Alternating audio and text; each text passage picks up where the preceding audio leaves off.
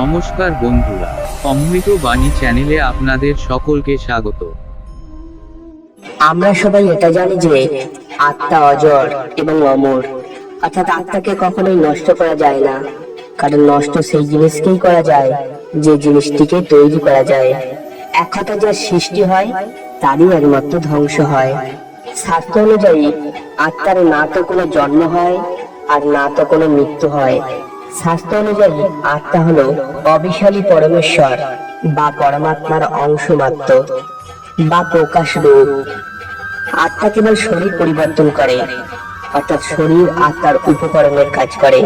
ততদিন এই আত্মা শরীর পরিবর্তন করে যতদিন পর্যন্ত মানুষ বুঝতে না পারে যে এই আত্মা আসলে পরমাত্মারই প্রকাশ রূপ।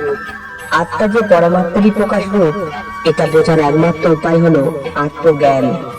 এই আত্মজ্ঞান লাভের জন্যই মানুষ জপ ধ্যান করে, যজ্ঞ করে, কত সাধনা করে। যোগ শব্দের অর্থ হলো সমন্বয়, অর্থাৎ আত্মা যে পরমেশ্বরই প্রকাশ রূপ তাকে অনুভূতি করা। তবে এই আত্মার জ্ঞান পেতে 99% মানুষ ব্যর্থ হয়, আর যারা সফল হয় তারা জন্ম মৃত্যুর জ্বালা থেকে মুক্তি পায়। কারণ শরীর থাকলেই একমাত্র মানুষকে সুখ বা দুঃখ ভোগ করতে হয়, কিন্তু আত্মজ্ঞান লাভ হলে আত্মা শরীর ছেড়ে পরমাত্মার সাথে বিলীন হয়ে যায়। এই কথা সকল শাস্ত্রে বলা হয়েছে। শ্রীমদ্ ভগবত গীতাতেও এই কথা অনেকবারই ভগবান শ্রীকৃষ্ণ বলেছেন। দুই একটি ধর্ম ছাড়া সকল ধর্মই এই পুনর্জন্মকে বিশ্বাস করে। এবং প্রশ্ন হলো, যে পুনর্জন্ম কি সত্যি হয়? যদি পুনর্জন্ম হয়, তাহলে একটি শরীরের মৃত্যুর কতদিন পরে আত্মা নতুন শরীরে প্রবেশ করে? এই সকল প্রশ্নের উত্তর বিভিন্ন শাস্ত্রে বলা হয়েছে। এমনকি আত্মা পরের জন্মে কি রকম শরীর ধারণ করবে তারও উল্লেখ করা রয়েছে শ্রীমদ্ ভগবত গীতাতে। যারা এই তথ্যগুলো জানেন না তারা অবশ্যই মন দিয়ে ভিডিওটি দেখুন। তবে হ্যাঁ, বিশ্বাস অবিশ্বাস সম্পূর্ণ নিজের ব্যাপার। অনেকবারই আত্মা ও শরীরের ওপরে রিসার্চ করা হয়েছে, যেখানে অনেক মানুষই নিজের ডেথ এক্সপেরিয়েন্স তথা বৈজ্ঞানিকদের শেয়ার করেছেন। এবং যারা এই ডেথ এক্সপেরিয়েন্স করেছেন তারা সবাই মৃত্যুর সম্পর্কে সবকিছুই মোটামুটি একই কথা বলেছে। অর্থাৎ তাহলে এটা বৈজ্ঞানিক ভাবে প্রমাণিত যে অনেক মানুষই ডেথ এক্সপেরিয়েন্স করেছে। এবার হলো যে এই ডেথ এক্সপেরিয়েন্স কি, চলুন এই ব্যাপারে জেনে নেওয়া যাক। ডেথ এক্সপেরিয়েন্স তাদেরই হয় যারা মৃত্যুর কয়েক ঘন্টা পর আবার প্রাণ ফিরে পান, এবং তারা তাদের মৃত্যুর আগের ও পরের অভিজ্ঞতাকে বিজ্ঞানীদের বলেন। তাদের অভিজ্ঞতা অনুযায়ী মৃত্যুর কিছু আগে থেকেই মানুষের দৃষ্টিশক্তি একদমই কমে যায়, খাওয়া দাওয়া একদমই ছেড়ে দেয়। এটা ঠিক যখন একটি বাচ্চা সদ্য জন্ম নেয় সেই সময়ের অবস্থার মতো। সদ্য জন্ম নেওয়া বাচ্চা অনেক কম খাবার খায় এবং নিজের অস্তিত্বের কোনো বোধই থাকে না।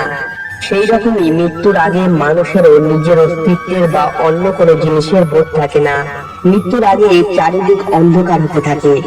আর যখন আত্মা শরীর ছেড়ে দেয় তখন সে বুঝতেই পারে না যে আত্মা শরীর ছেড়ে দিয়েছে, অর্থাৎ তার মৃত্যু হয়ে গেছে। আর সে আশ্চর্য হয়ে নিজের শরীরটাকেই মাটিতে পড়ে থাকতে দেখে। কিছু মিনিটের জন্য সে বুঝতেই পারে না যে এটা তার সাথে কি হচ্ছে। সে নিজের শরীরকে নিজের সামনেই পড়ে থাকতে দেখে। আর কিছু সময় পর সে বুঝতে পারে যে সে মারা গেছে। আর সেই সময় সে এটাও বুঝতে পারে যে তার মৃত্যু হয়নি, শুধু শরীরটা নষ্ট হয়ে গেছে। যারা এরকম অবস্থায় পড়ে আবার সেই শরীর ফিরে পেয়েছেন তারাই এই ডেথ এক্সপেরিয়েন্স শেয়ার করতে পারে। এরকম অনেক ডেথ এক্সপেরিয়েন্স করা মানুষকে নিয়ে রিসার্চ করা শুরু করেছে, ডকুমেন্টারি করা হয়েছে। আমার কথা বিশ্বাস না হলে নেটে সার্চ করে দেখতে পারেন। এবার প্রশ্ন হলো যে মৃত্যুর কতদিন পরে আত্মা নতুন শরীর ধারণ করে? একটি শরীরের মৃত্যুর পর আত্মা বেরিয়ে পড়ে নতুন শরীরের খোঁজের জন্য। সাধারণত মানুষের আত্মার নতুন শরীর পেতে সময় লাগে না। কেউ 3 দিনে নতুন শরীর পেয়ে যায়, কেউ 10 দিনে পায়, খুব বেশি হলে 13 দিনেই নতুন শরীর পেয়ে যায়। কিন্তু দুই ধরনের আত্মা আছে যাদের জন্ম পেতে একটু দেরি হয়।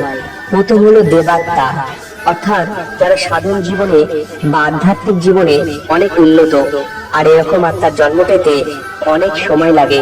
এরকম আত্মারা আমাদেরকে রক্ষাও করে, এবং এরকম আত্মার জন্ম পেতে দেরি হয় কারণ এরকম আত্মারা বিশেষ প্রকারের মায়ের গর্ভে জন্ম নেয়।